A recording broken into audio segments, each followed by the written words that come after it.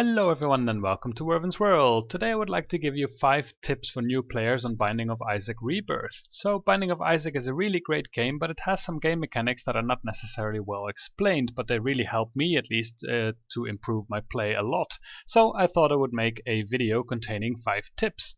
So let's get started.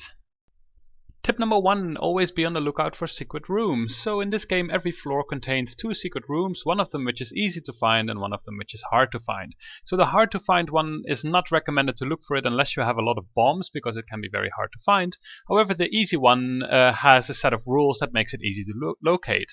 So it's normally adjacent to at least 2 rooms, but fairly often between 3 rooms as well, and it cannot spawn next to the boss room. So for example, here to the left would be a space that would be adjacent to 3 rooms, so that would be a good candidate to blow up. So if I put a bomb there, you can see that there is indeed a secret room here, and a secret room can contain anything from chests to monsters to keys, but in general they make you stronger and make your run easier, so definitely worth looking out for.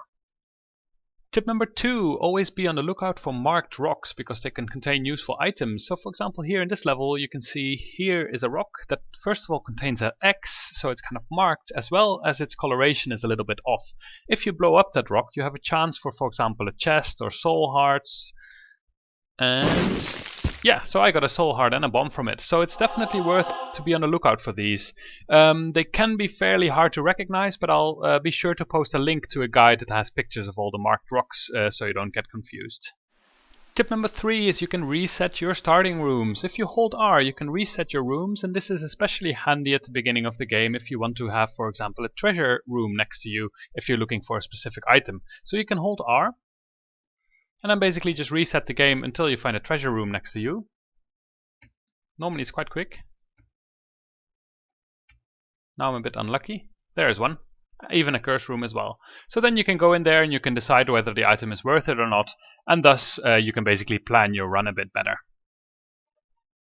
Tip number 4, be sure to destroy all things like poops and flames, because if you destroy them you have a small chance of spawning an item. Of course it costs some time, but well, if you're lucky you get some nice items. For example, I just got a coin. I actually got 2 coins just from destroying these poops.